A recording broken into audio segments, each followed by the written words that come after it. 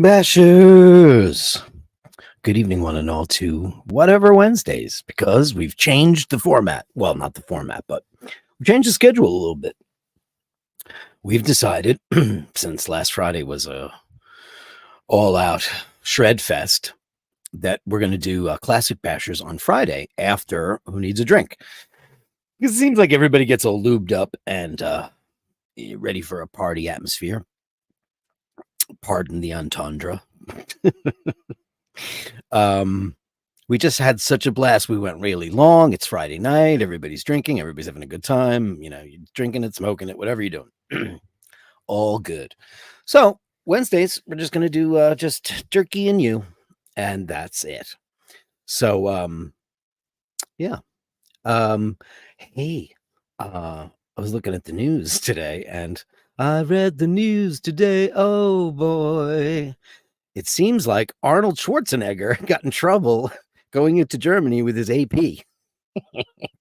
See, even governors do it. Even presidential candidates do. Actually, he was never a presidential candidate. I think he wanted to change the law. You have to be born in the United States in order to be president of the United States. That's why folks like Tobster probably think Barack Obama was an illegitimate president. But bum. Psst. Tobster, are you here?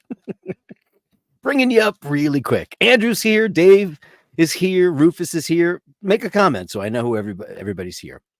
Carolyn Martin is here. Let the fun begin. Let the fun begin, Carolyn. So today, can I say this? I can, right? Carolyn sent me a pen. She sent me and Paul pens. I'm so honored to be able to. I'm going to start. It's the only pen I'm ever going to use. I love it. I absolutely love it. The pen that I've been using forever and ever and ever was from my father-in-law, and it is a P47 Thunderbolt. It's a pen. He got it when we went to San Diego last year, and I really love it. It's a really great pen, and it's green, so it's going to be invisible. It's invisible. It's a Wonder Woman's pen, and I really like it. It's great. But then I wrote with Carolyn's pen. She's a master pen maker. I mean, I had no idea because I'd never touched one. I mean, it's a true writing instrument. Absolutely beautiful. Absolutely, utterly beautiful. Thank you so much, Carolyn. Tomorrow morning, I'm going to be shipping out the Seiko to our lovely winner in England. I haven't seen you in the chats since you won the goddamn watch. Well, he won and left. One and done. Won, W-O-N and done. And he's out of here. Where are you? What happened to you? Got your address. I have the watch. I'm going to write a little note. I'm going to send it off to you. And I'm going to say, please come back. Please come back. Let's start off with a bang. I got what my oldest and dearest friend, Mimi Reichenbach, said that the bell hurts. She's in the other room listening to the show, and she said the bell hurts. So today, I was doing some investigating, and so this is let me use this softer, kinder, gentler. What did I do with that shit? I have the other mallet that is much kinder. Well, you know what, Nathaniel? Bang. You're going to get the big bang. Bang. I was investigating because, you know, the platform that we use here, the technical program that we use to run this whole thing has some options for like intros and things and sound effects and stuff, but not much, not a whole hell of a lot. And for a guy like me that comes from, you know, a music world where I can put in any sound, any plugin, any reverb, any effect, I'm so amazed that this has so little. But I was thinking about just being a dick. I said, I'm going to come up with tiers of sounds for super chats. Like $1.99 is going to get the little bell from my bike, and then a bigger bell is going to be, you know, for a better super chat, and then the big super chats, I'm going to get a gong. I ordered a gong, a small little gong, but I'm going to put it right behind me, and for the big super chats, you're going to get a gong. I just think it's funny, and why not? Rufus with the 99-cent super sticker. You still get a nice bell, Rufus, because I love you. Darling, I love you so. Anyone who had a heart. I'm obsessed with that song. Isn't it funny how every once in a while a song gets in your head and it just won't leave you. Anyone Who Had a Heart, that is a song by Burt Bacharach and Hal David, two of the masters of pop songwriting.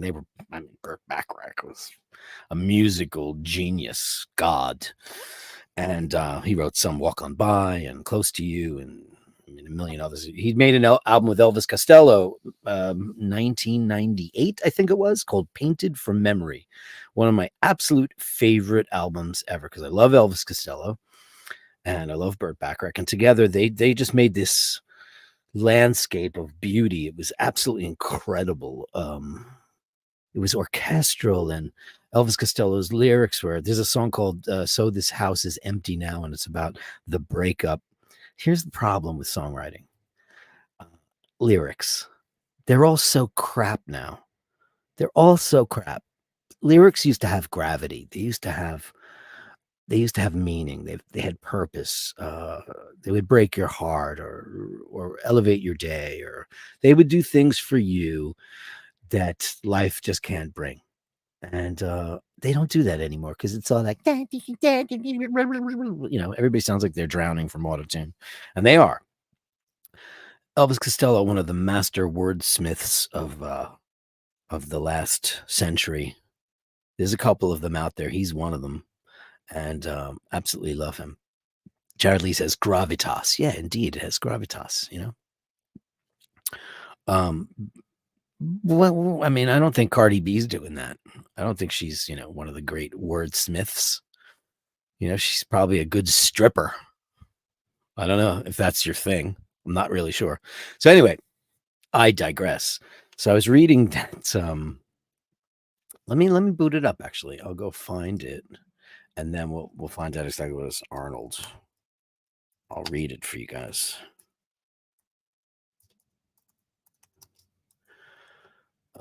News. Oh, this is in German. Okay, great.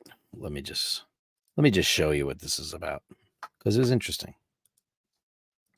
Okay, so Arnold Schwarzenegger detained at München airport for 3 hours over incompetent shakedown, says a source. The actor and former California governor traveled to Germany for a charity auction, but was held up upon arrival. And apparently, this AP was what he was giving away in the auction. Nice auction, right?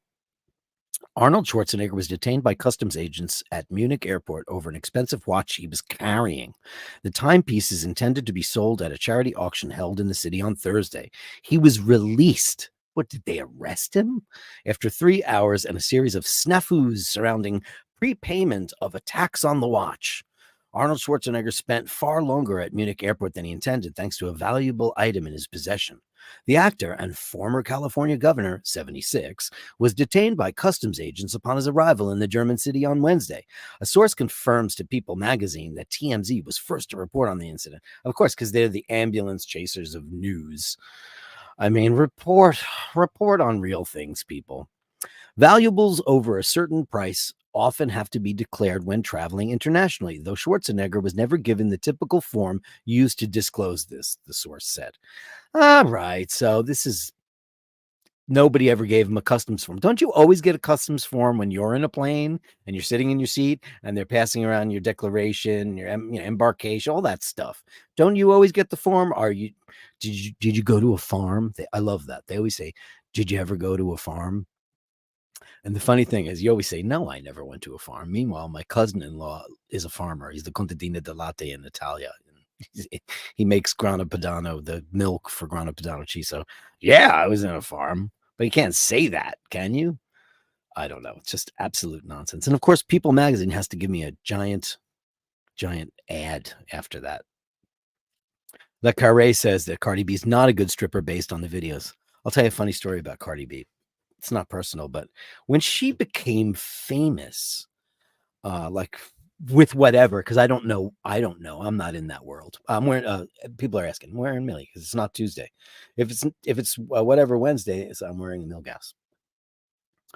And one of my dear viewers, Ian, sent me some beautiful stuff, a beautiful video of the Milgas he just got. Same one, same exact one, black dial. because they all have the same model number, all of them. I don't know why the Z blue and the white, they're all the same. He just got one too, so he sent me a video. That'll be in the watch roundup when we look at everybody's watches. Don't forget, Dirk Kennedy at iCloud.com if you want me to reveal your wrist shots. And we'll talk about your watches and all of that stuff. So Cardi B got famous, and she's in the zeitgeist, so you're hearing about her, and for what I don't know. So I'm watching TV late at night. This is when I still had cable because I got rid of it. I just have, endless clicking on the streaming services to see what I'm not going to watch. Now my dinner's cold, and that's the problem. You got to decide what you're going to watch before, because we don't have a dining room table. We just sit on the couch and we eat and we watch TV.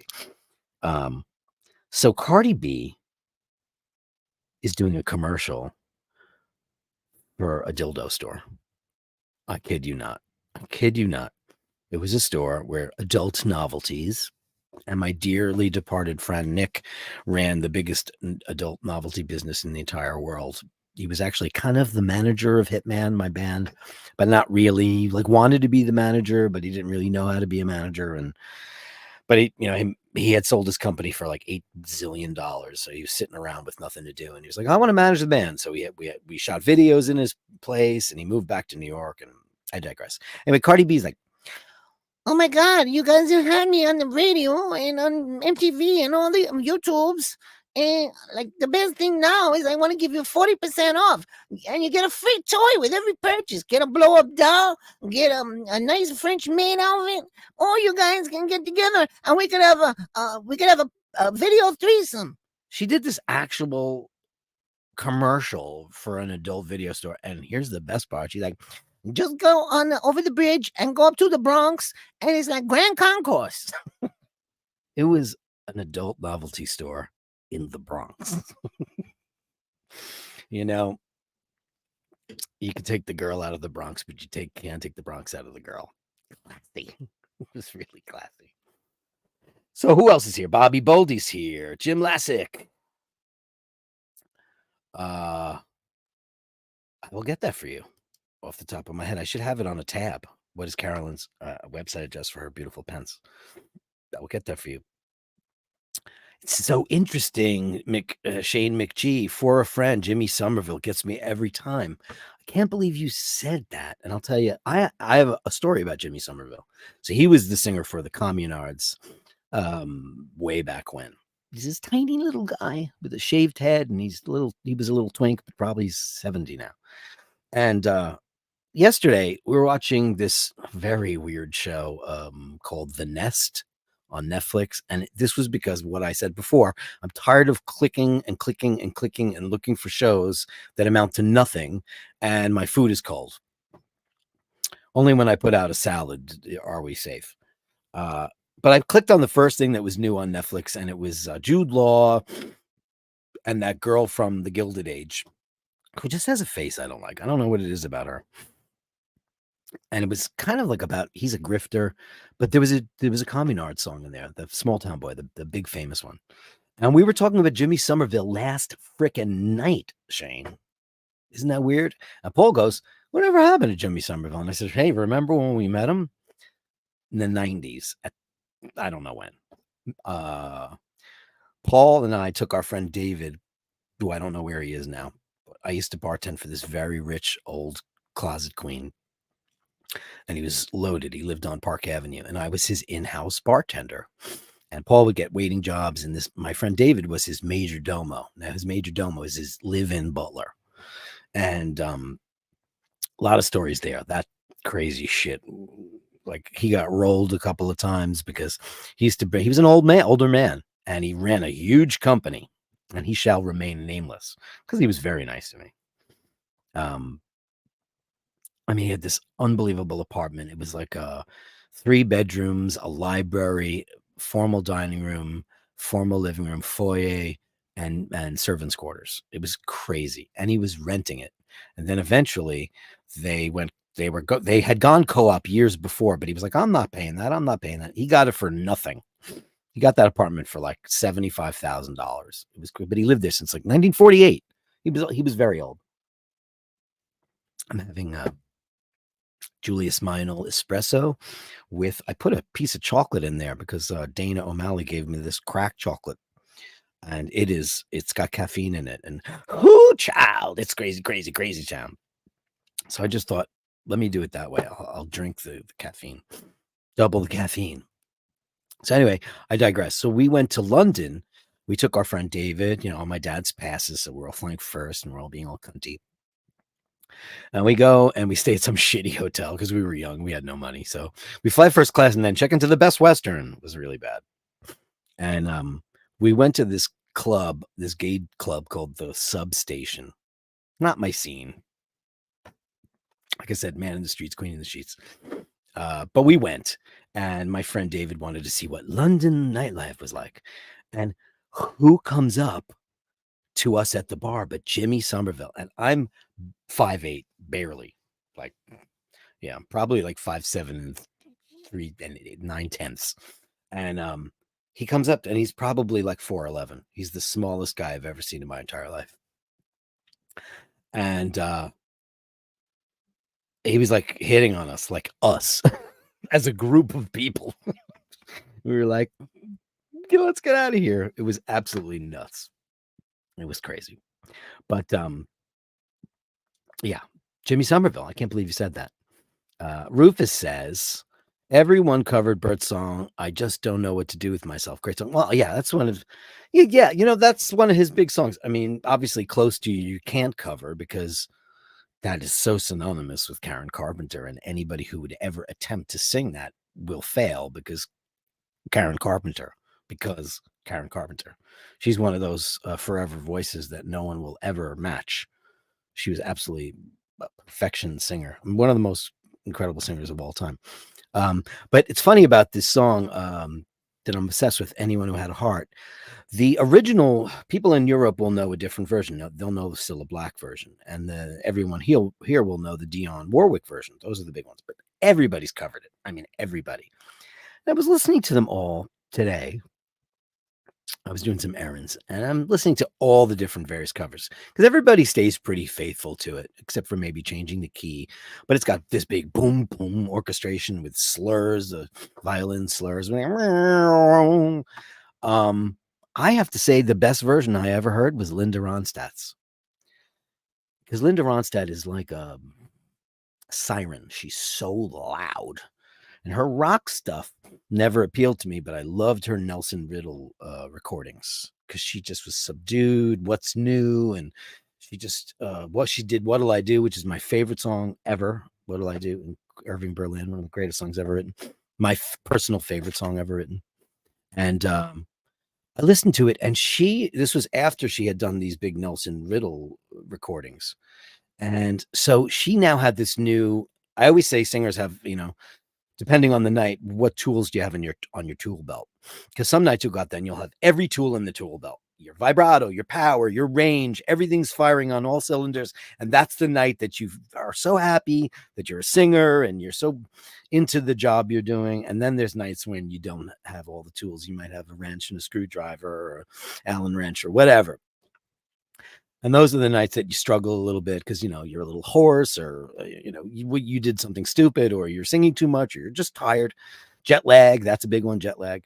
But whatever she had after those Nelson Riddle recordings made her a 10 times better singer. The nuance. So I urge everybody to go listen to Linda Ronstadt's version of Anyone Who Had a Heart. It's an incredible song, and I think you will love it.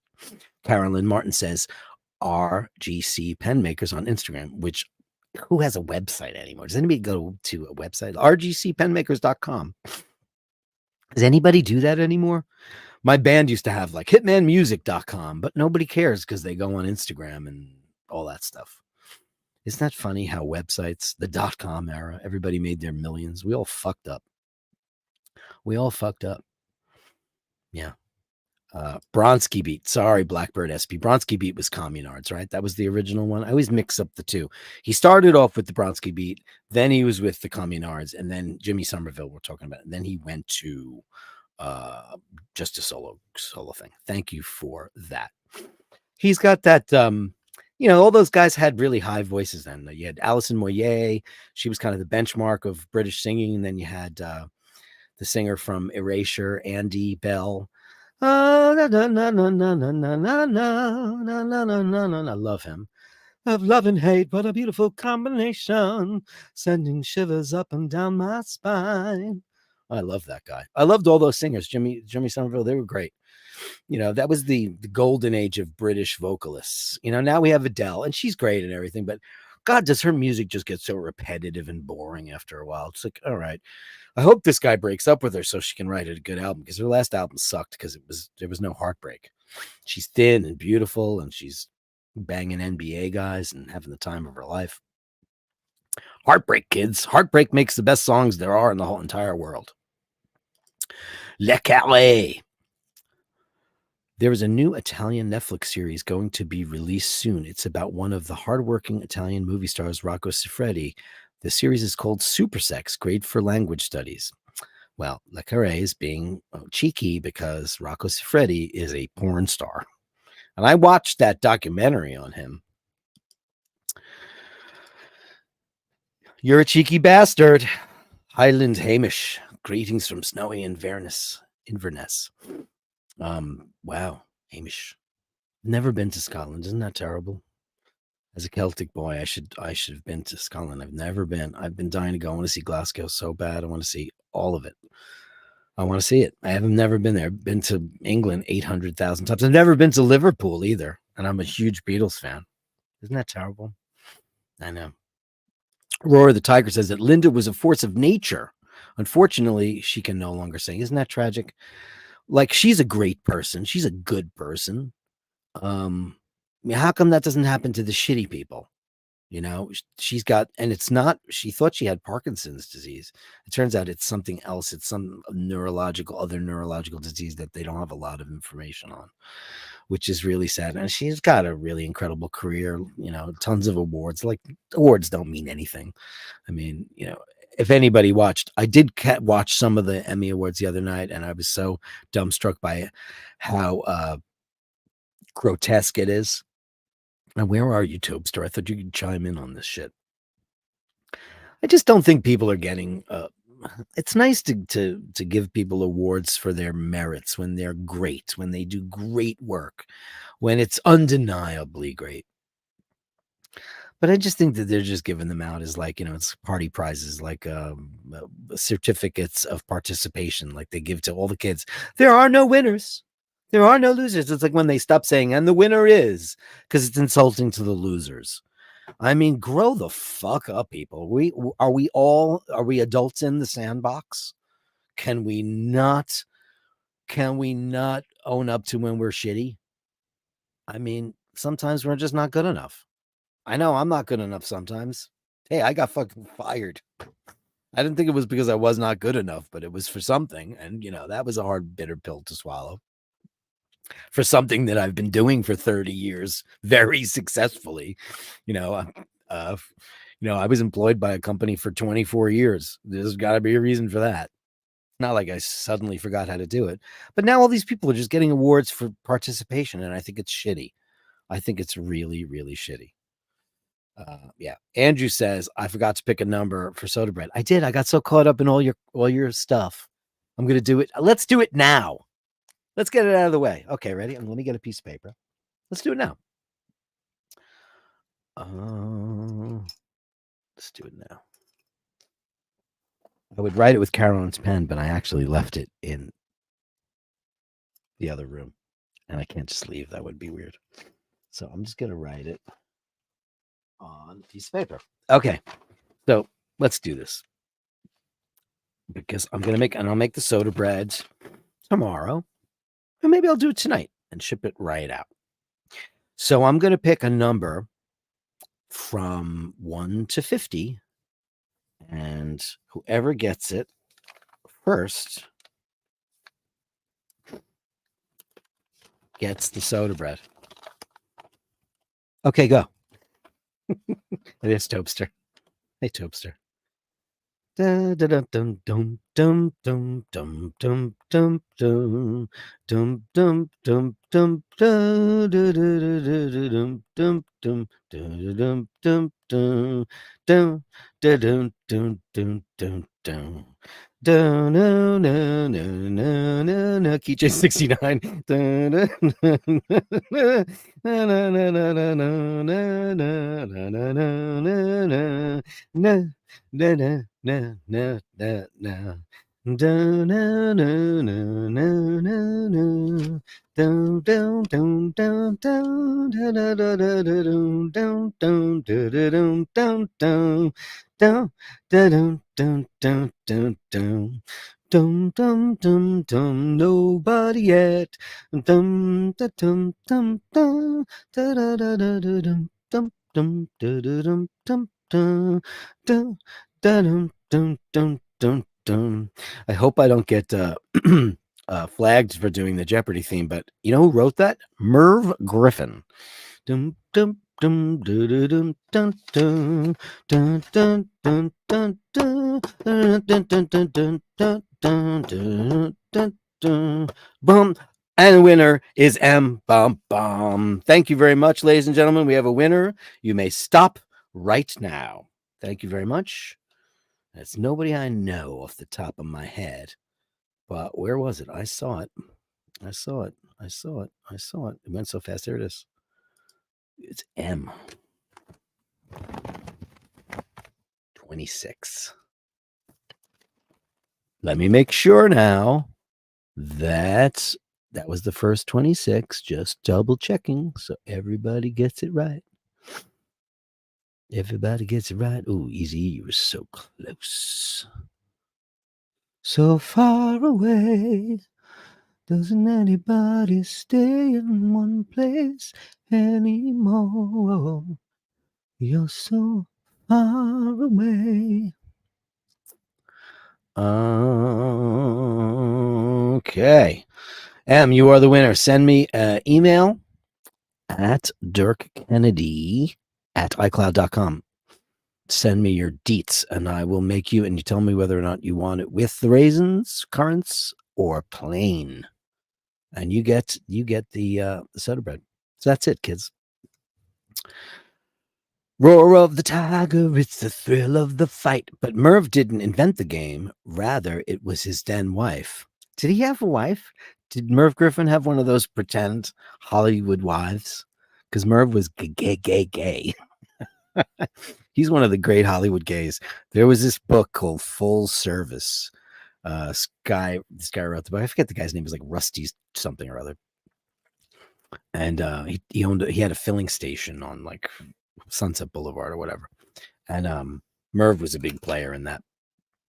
Merv Griffin invented like To Tell the Truth and Concentration and so many games. That guy was amazing, and he had one of the biggest talk shows in the United States. And he wrote tons of songs. He was originally a big band singer. He was a boy singer in I don't know if it was Glenn Miller or one of those things. Jim Lassick still putting numbers in there. Good, nice try, Lassick. Nice try. Carolyn Martin 43.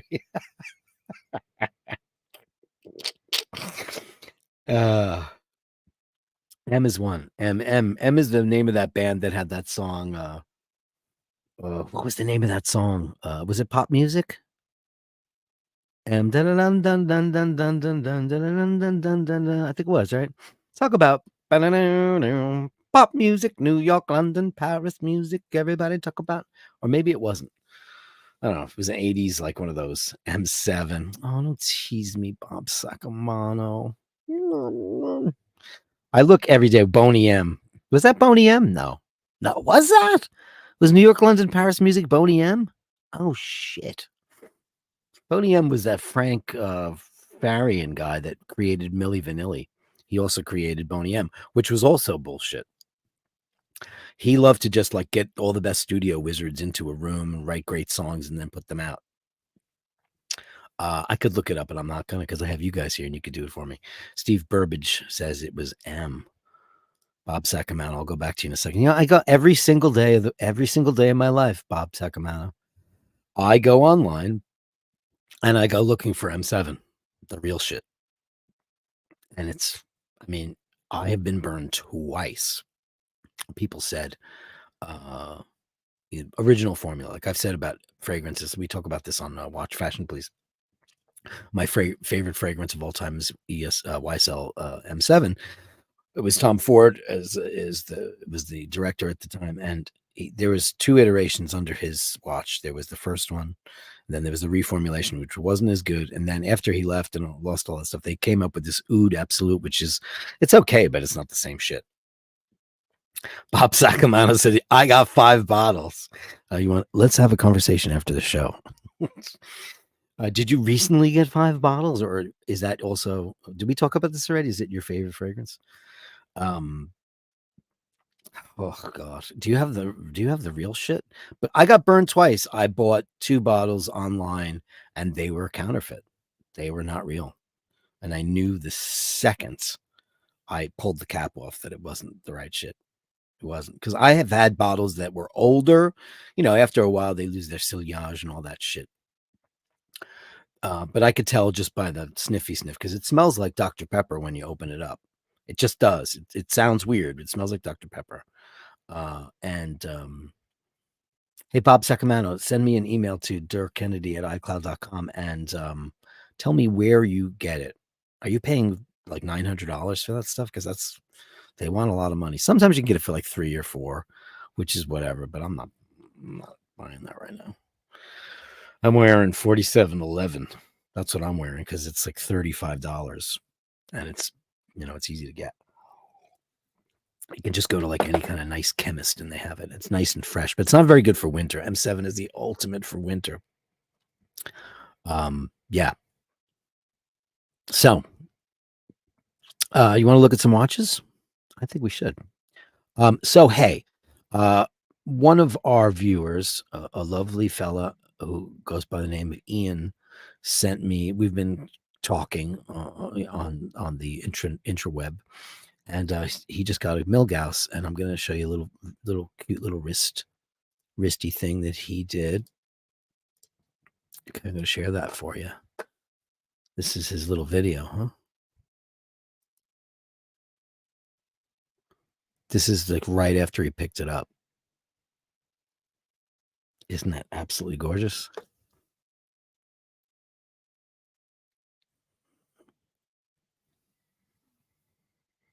And he's a lefty too, because look where he's wearing that. He's wearing that on his right hand. Can I ask everybody to just say a little words of wisdom to whatever deity that you preach to? Because his brother's going through a really rough time. And we were having a nice little conversation. And I told him I was going to go over to, because I am a Catholic, a shitty one. But I do like every once in a while when something shit hits the fan, I like to go and light a couple of candles for people who are in desperate times. So could you just keep him in your thoughts? His name is John, and it's our dear friend Ian's brother who's going through a hard time. That would be really nice. Just a little shout out. Thanks so much. Scotty H. Bang. No fair. I was in the shower. Oh, you. Scotty H. What were you doing in the shower? We're going to need video surveillance proof footage from your OnlyFans channel. Andrew says, I feel bad dropping $10 on Old Spice. I love Old Spice. You know what? It smells like man. That's what men smell like. There's nothing worse than when men smell flowery or, bubble gummy or whatever that crap is, like all that flower bomb junk. All the sweet fragrances. Yuckity yuck, yuck, yuck. Be a man. Smell like a man. Dress like a man.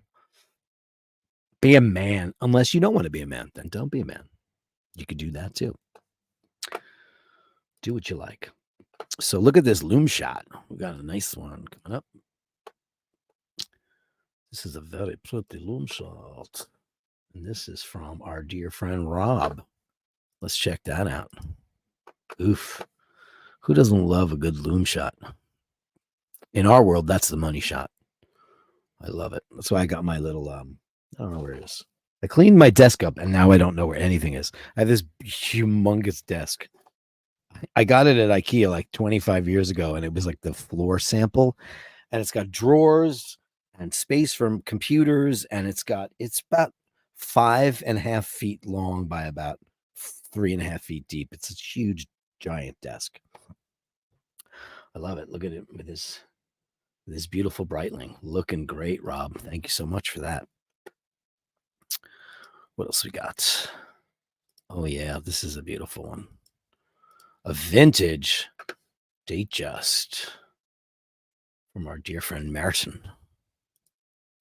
Look at that. Woof. I love it on the leather strap. You don't see people doing that with Rolexes that often. That's such a Omega thing. Omega. I love it. I love that. I love it with the loom dots on the ends. I love the vintage. Am I crazy? First of all, the color of that's got Chemin de Fer. That's a beautiful watch. If I was to get a Datejust, that would be the one I would want because I love that color. What would you call that color? Holy shit. Yeah. Wow. Beautiful, man. I love it.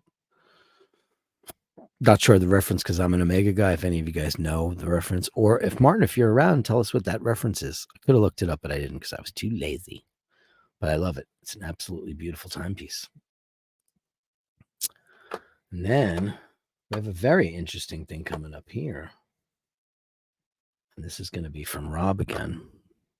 Rob's got some cool shit.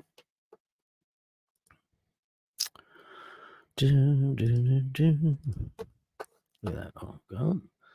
Look at this. This is Steve McQueen's hand art. I'm not that familiar with these watches, but man, that's a very cool looking watch, isn't it? It looks really expensive.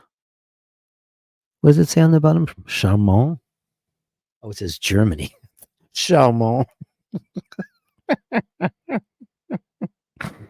That is a beautiful piece. That was Steve McQueen's favorite, really? I thought he was a Monaco guy. Fantastic. Thank you for that, Rob. And then what else we got? Oh, Daniel Gutierrez. We got your very cool constellation coming up here. Send me bigger pictures, people, because this is just kind of small. Can I blow this up? I can't. That's beautiful though. It's 18 karat gold, date constellation, 1970. Look at that band it's on. Oh my God. All that's left is a band of gold. All that's left are the dreams I hold. Beautiful. I love that watch, man. I think that's a beautiful. I love that. I love the constellations. I love the back with the observatory. It's not so cool. Omegas does such great shit with their watches.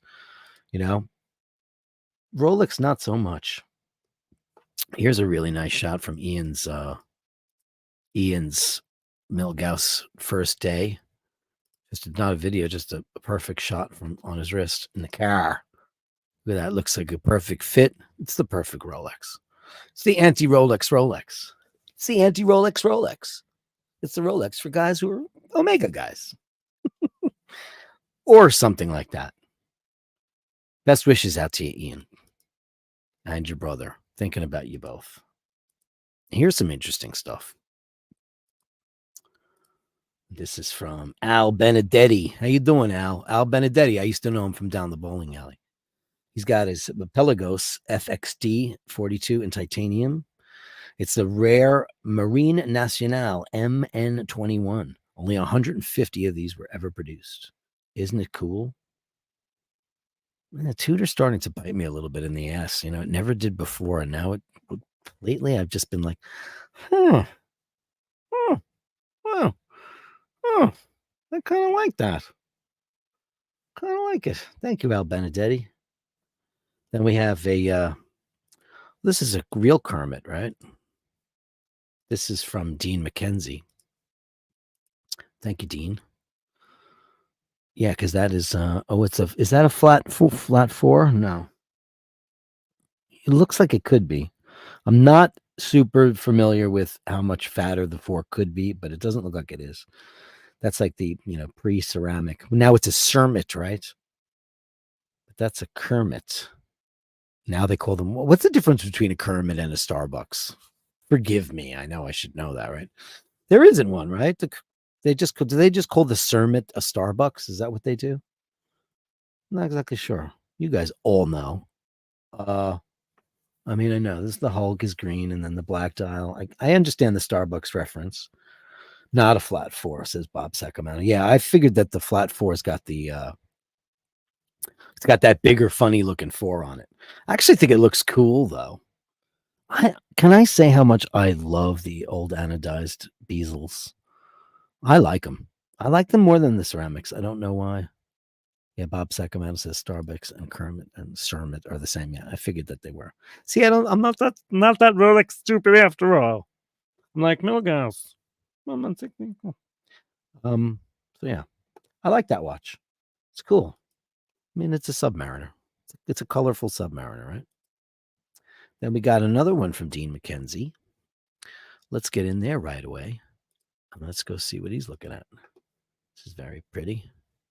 Oh, this is very nice. Oof. Look at that. Yeah. This is when you can tell that the Rolex makes these watches because it's just got such a Newman-y vibe about it. It's cool though. One thing that turns me off most about not that I'm turned off by your watch. Down boy, down boy. Is that I know that I've been begging Omega to make a waterproof Speedmaster for years. But I just don't like the screw down pushers. I just think it's too bulky. I think there's probably a design way. Get a couple of homos in there to come up with a better way to do that. Martin Gunther, look at that. The blue dial of my 1601 Datejust looks different depending on the light. The photo was taken with bad weather. In sunlight, it looks more like Arctic blue with sunburst effects. I could see that happening because Rolex dials are so gorgeous. Thank you for that super chat, Martin. Can I go back? Did I cut that out? Let me go find that again. Let me go. Oh, wait a second. There's more watches. Everybody sends them at the last minute. All right, you. Let me go find yours.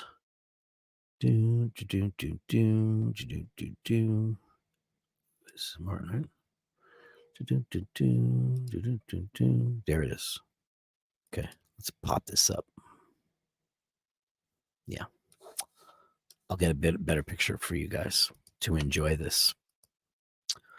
Anyone who had a heart, boom, boom, know that I love you. Anyone who had a dream, boom, boom. It's amazing. Look at that. Oh, look at this. This thing is beautiful. I mean, I got to say, my friend, dear Martin, I love to say Martin, like Carolyn Martin, because I grew up with my parents' best friends were one of their friends was Rita and Martin O'Leary. The O'Learys, Rita and Martin. Gotta say Martin. Man, I'm so mad about that dial. So now you telling me that it doesn't really look like that makes me sad because that's one of the most beautiful dials I've ever seen. It's like this creamy, dreamy blue that I've never seen before on a watch. And I think it's absolutely gorgeous. I love it. I love it. Send me more shots of that. That's a beautiful watch. Send me some sunshine shots of that, my dear friend Martin, if you don't mind. I would appreciate it. Thank you. Franco Fiore says upvote. Hey, if it's all it takes is upvote. Wednesdays is kind of a crappy day for us over at the Bashers. It's kind of like the hump day. Everybody's like, I don't want to go on. If you could come, if you could, have a question, send it in, upvote, subscribe. Super chats are nice. We appreciate them. Mark Sherrod says, hi, Dirk. Bonsoir, Mark Sherrod. Irish Pandemonium's in the house. And he says, fun fact, Elvis Costello's dad was the wrestler Mick McManus, who also invented the pot noodle. Great show, Dirk. Is that true? Because, I read Invisible Ink, Elvis Costello's book. And I think I told you guys briefly that when I was an aspiring musician, My friend Ray Edwards, who I was secretly in love with, and he didn't know, because he's married with kids and stuff. But like you're a young kid and you're keeping the shit very far away from the surface. Um, he loved Elvis Costello. I couldn't have cared. I was listening to Maiden and Sabbath and Kiss and all that shit. Queensryche.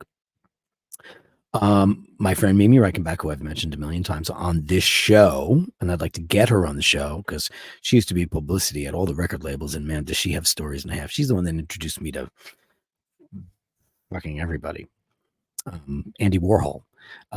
She asked me to come and like babysit Elvis Costello for a while he was doing some press junket, and it was Spike album had just come out, and I hung out with him for hours, and I took pictures, and he got autographs, and he signed CDs, and I couldn't have cared less because I was just doing it for my friend Ray, who I'm secretly madly in love with, and I gave him all that stuff, and then I became like the biggest Elvis Costello fan in the world because I realized what a genius he was and how great his lyrics were, and Drag the Dirt Down. That I listened to that album, Spike. I mean, I knew Accidents Will Happen and Allison, and I knew all that stuff, and I was like, whatever. But that I listened to that Spike record, and it just destroyed my soul. And then I've been a fan ever since. Tobster McDunkey says, I just took a wrist shot and emailed it to you, Dirky, sitting in my office. Oh my God. All right, let me get on. Let me go to my emails, and thank you so much for that marathon. I love that watch. It's beautiful.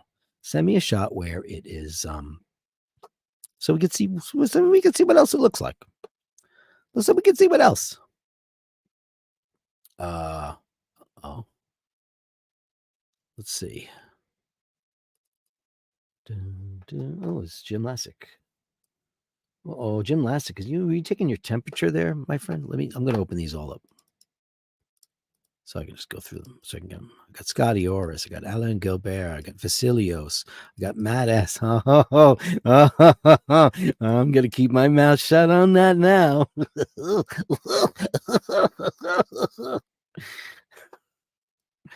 That was just for me to know and you to find out, dearest people. This is from Rob. And it's, look at that thing. Look at that. This is very cool. My pick of my first watch received Christmas 1965. Look how tiny it is. Look at your big manly paw. You were a little tyke. You were a little tyke at that day. An Ingersoll character watches, Zorro. Oh my God. Isn't that great? I wish my first watch, I don't remember what it was, but it had great lume on it, and it had a Spidell band on it. My grandmother from Sligo gave it to me. I don't know where she got it. I think she bought it in St. Thomas, because she also, oddly enough, worked for American Airlines like my dad. And she brought me a watch, and I just think I wrecked it. But isn't that cool, Rob Pelletier? Thank you so much. Tobster is coming up right now, and this is going to be amazing. This is his Luminor. Ooh, look at that. Oh, look at his little studio. Look at that. You're sitting in your office, Tobster. That doesn't look like an office. It looks like a kind of a music room. Are you creating some music? You got a big monitor there. I'm about to, I have an old iMac that I've made a million records on, and it served me well, but I realize its end of date is coming up here. So I'm going to go either Mac Studio or Mac Mini. And, I have two monitors here. I can't live without two monitors because that's how I operate with my music. But I like that. You got a giant monitor there. You got some big monitor there, sonny boy. Wow. And the Panerai looking great on your wrist. You got a big wrist. You can handle that. You can do it. You can do it. Let's see what Vasilios has to offer on the Dirk Wednesdays. This is his Tudor. Look at his Tudor. Beautiful. Yeah, these are great, man. I mean, these are great. And the price point is so right on these things, right? You can get them. I know Tudors kind of come up in the world, even though they're made like Sherman tanks. You can't abuse them. Him with his manly hairy wrist. Look at that. That's a man's wrist. Oh, well, excusez-moi, Vasilios. Oh, ho, ho, ho, ho. Look at that two-tone beauty. Oh my God, that's gorgeous. Oh man. Oof. See, am I wrong, or is the anodized just so beautiful? Not to insult any of the ceramic-y folks that are out there, but it's beautiful. I just personally love it. Oh, look at him, fancy yacht master. Wow. Look at that. One of the most polarizing of the Rolexes, this being the number one polarization, I think. I think the Milgauss people are like, I don't like that. Rolex people don't like it. I love that. I think it's beautiful. I just think it's so inventive, so unique. I think it's great. Does that have a hang tag on it? Is that like the day you bought it? Wow, you scum. That's a sexy shot though. And it's on the Oyster Flex. Oh man, oh man, oh man. Look at you go with the Explorer. There. Oh, look, hang tags galore. Were you just in a store trying on watches and tech and trying them all on? Because that's cheating. I could do that too, you know. That's beautiful. I love Explorers. I love it. I've always said if I ever get another Rolex, it's gonna be that one because I love it. I like the old ones though. You have like the old watch lady ones. Oh, watch lady, where are you? Where are you? I feel like I need to send her a quiche. I don't know where she went. Beautiful, Vasilius. Absolutely beautiful. Uh-oh. Alan Gilbert comes back. He's back. And you know what he's back with? More of everybody's first Omega, right? The 2531.80. Look at that. I love that watch. I love the dial on it. I love the wave on that. The new one is a little bit, looks a little bit more IKEA-ish because it's laser engraved. This one just looks a little bit more handmade. This is the one that everybody I know, it set everybody's heart aflutter. Everybody in the world's heart went aflutter on that. Scott Huggins has got the very first, I'm going to say it right now. My mouse will behave. The very first Oris I've ever shared on this channel. Look at that. Isn't that cool? Look, oof. That's a complication. Wow. That is a complication and a half, my friend. Holy mackerel. This is almost like a sky dweller in its own way, right? Look at that. You got small seconds, you have a date, and then you have the day. How does that work? Oh man, that is cool. Can we talk about that a lot? Oh my god. That's a very cool watch. And it looks great on that NATO. The NATO looks like it's pewter. The watch the whole thing looks pewter. Can I tell you that I think that your sleeve and your jacket are beautifully put together. I think you could make a guest appearance on Watch Fashion Police because look at that. That looks great. That's beautifully starched too. Lovely. Thank you for that. Do you have any more of those? That's it, huh? Oh, man. That's a big wrist too. All these guys have such monster paws. It's great to see. We got a picture from Bruce. Bruce. Look at this. Who doesn't love these, man? The Omega TVs with the integrated bracelet. Look at that thing. I can't blow this up. Can I blow this up? Let me see if I can blow this up. No, it doesn't really. Yeah, I got it a little bit better. Hold on. Give me 1 second. I'm going to stop that screen share. I'm going to do it this way. Yeah. That's oof. Oh man. Look at that. It's like a Constellation integrated TV. Because there was all those Omega TVs you could get from the 70s. They were amazing. Look at that thing. If anybody knew back in the day about all the different Omegas, you never know exactly when Omega, because Omega doesn't have a lot of watches that go viral, like the Snoopies. You never know which one's what's gonna do that. Now, this watch in particular, I've never seen this particular model, so I don't know the reference off the top of my head. But no, if you look at it carefully, I mean, it's like a TV style with the modern logo, applied logos, and a day and a date. And it's got like this very cool integrated bracelet. That thing's amazing, my friend. But it's like if people only knew, like I always talk about how many different Speedmasters there are out there in the wild, and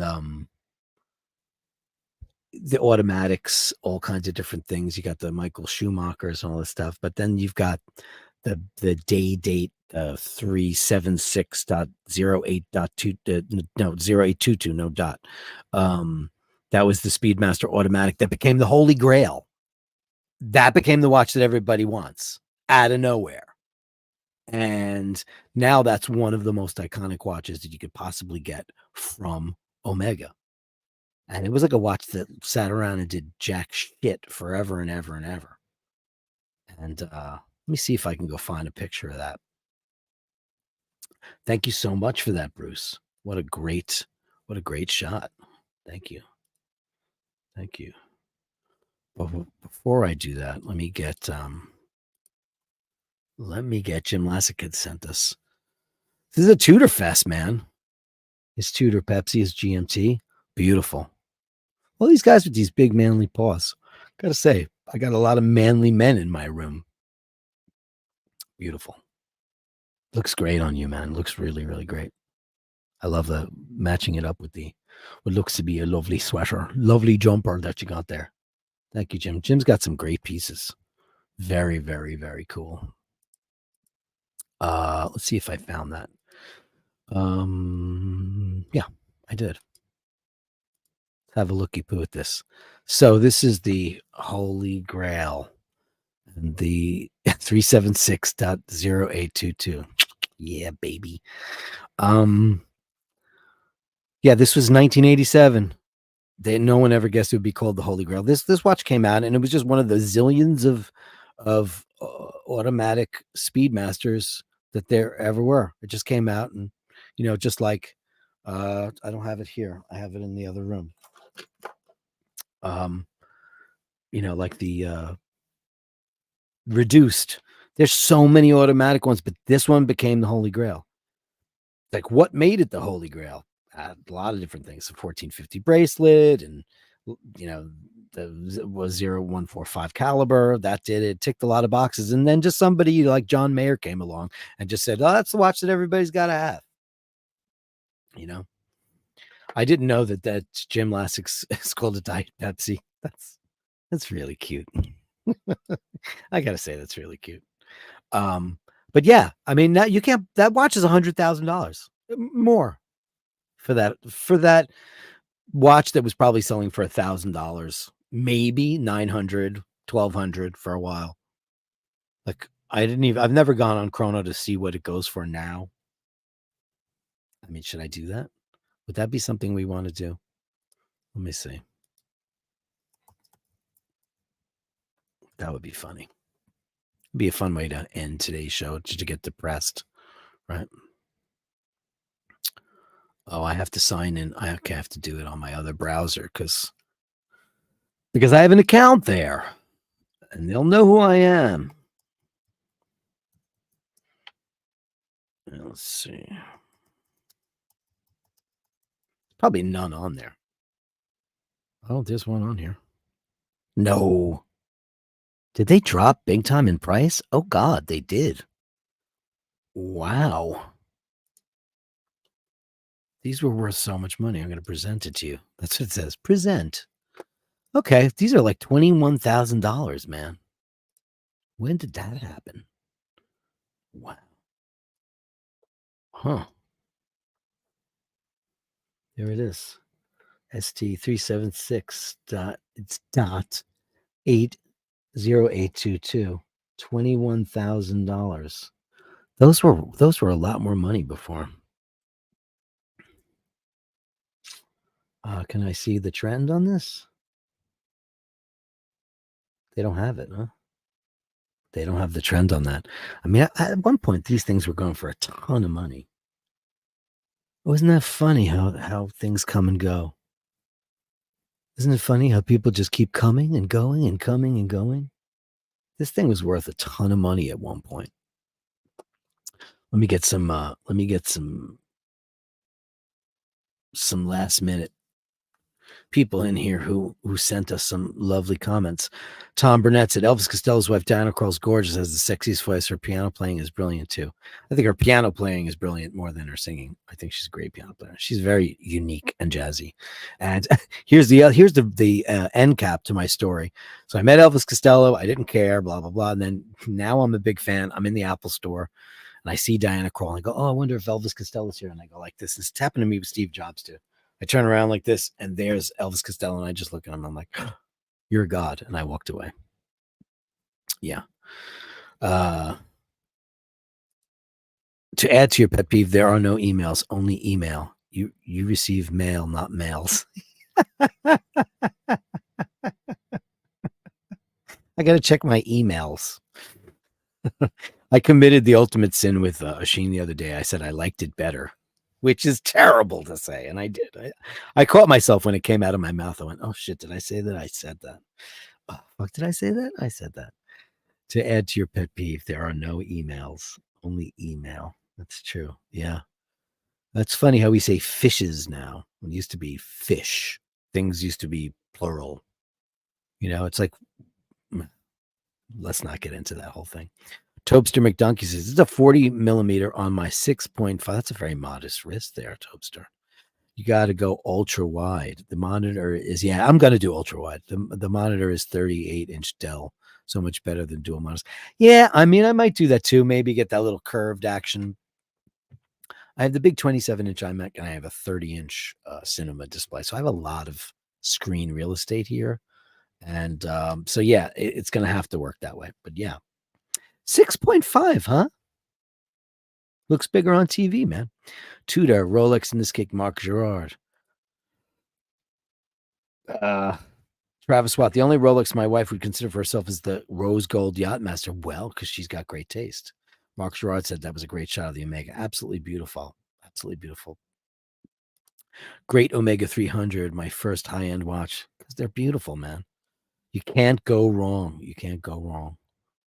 That was absolutely a vintage Constellation. I want to go look that up and put that on my little dream list. I have a whole bunch of watches on my little dream list. And they're all obtainable. They're all Omega references from the 60s and 70s that can be had for a couple of $100. I love how he says that's a Logan's Run watch. He found sanctuary. I made a box joke the other day to I was texting Carolyn Martin, and I used